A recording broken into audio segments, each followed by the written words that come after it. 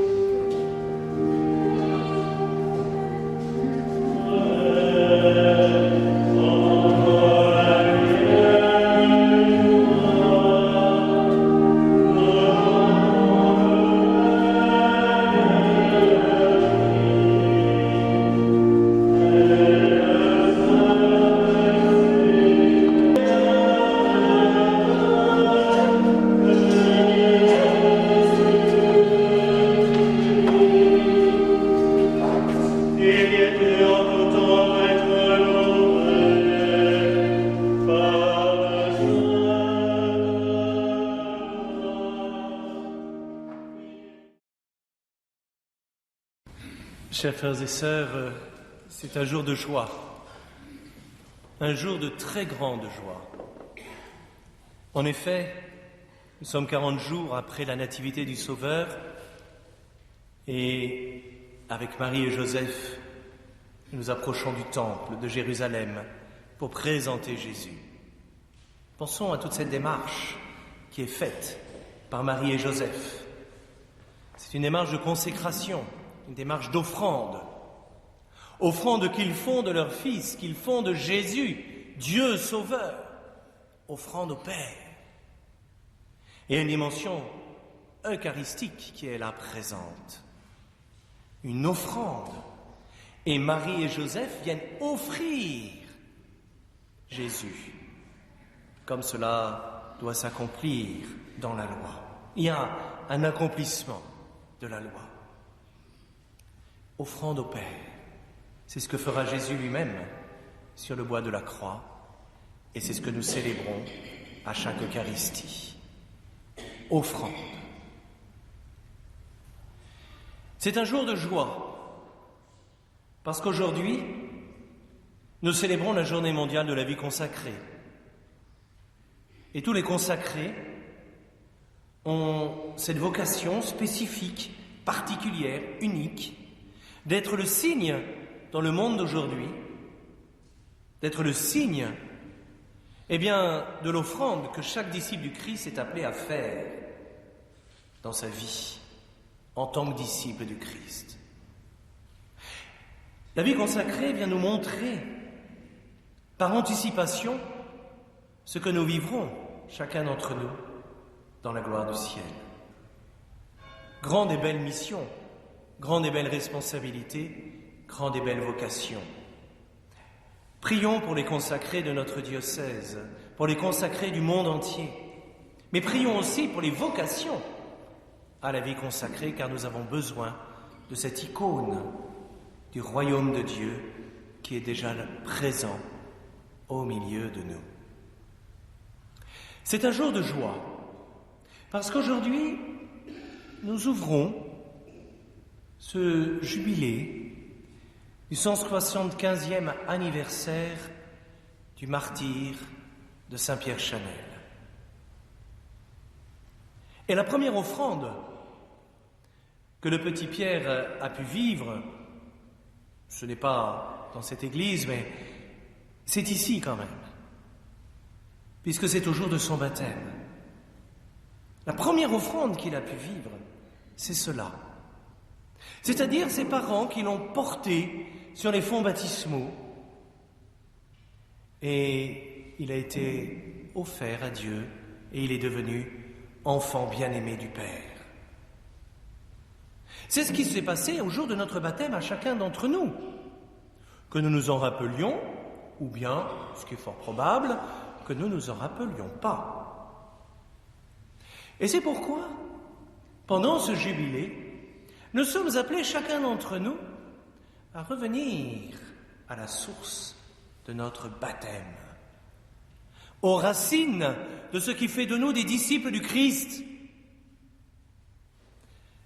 afin que nous prenions conscience de ce qui est appelé à se déployer dans toute notre vie de fidèles du Christ.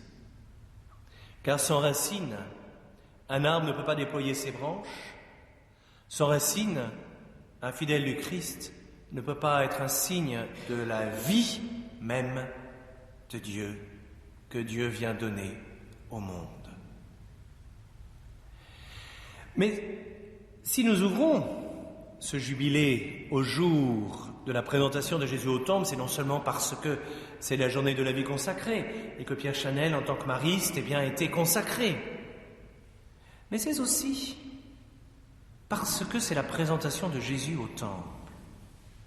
Or, saint Paul nous rappelle chacun d'entre nous, nous sommes temple du Christ, nous sommes temple de Dieu, et qu'à chaque communion que nous recevons, Jésus est présenté au temple que nous sommes. Et c'est ce qui se passe aujourd'hui. C'est ce qui se passe aujourd'hui, nous l'avons entendu dans l'Évangile. Et Jésus vient nous montrer et nous rappeler qu'il est signe de contradiction et que donc le disciple du Christ, s'il est fidèle pleinement à sa vocation, ne peut être lui aussi que signe de contradiction dans le monde dans lequel il vit. Et nous savons que Pierre Chanel, c'est au moment de sa première communion qu'il a pris conscience et qu'est né en lui ce désir de pouvoir aller porter l'Évangile au-delà des océans. C'est important de prendre conscience de cela.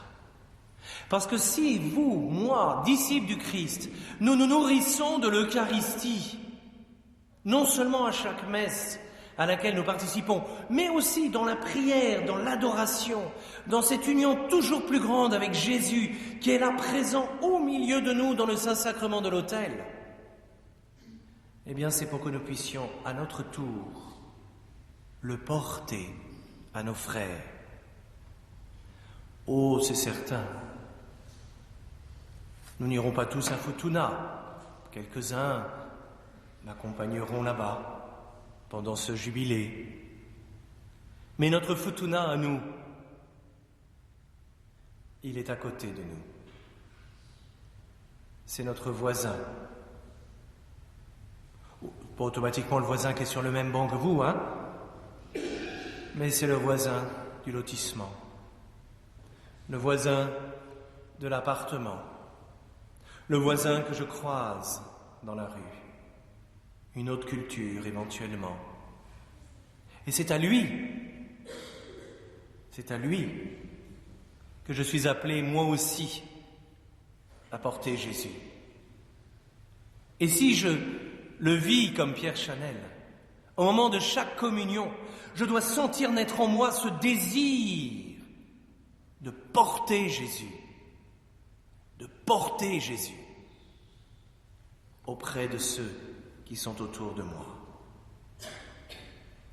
C'est un jour de joie. Oui, c'est un jour de joie. Parce qu'en plus, nous entendons que Jésus est signe de contradiction. Alors que le disciple du Christ, s'il ne reste pas dans le politiquement correct, on est bien d'accord, mais s'il est vraiment prophète, ne peut être que signe de contradiction dans le monde où l'on vit, où tout est aseptisé, où éventuellement on n'a plus rien le droit de dire, surtout pas la vérité. Et nous deviendrons à notre tour signe de contradiction. Et nous n'avons pu le voir au niveau de la vie de Pierre Chanel. Pierre Chanel lui-même, à Futuna, est devenu à un moment donné signe de contradiction, parce que le roi perdait son pouvoir, et ça lui a coûté cher. Disciple du Christ, à la suite de Jésus, alors que Jésus est présenté au temple que nous sommes, chacun d'entre nous, à la suite de ce modèle qu'est Saint Pierre Chanel, aujourd'hui, d'une manière unique et particulière, laissons-nous toucher par Jésus. Je prie pour que vous fassiez aujourd'hui, d'une manière spécifique, l'expérience de l'union personnelle et communautaire que vous êtes appelés à vivre avec Jésus.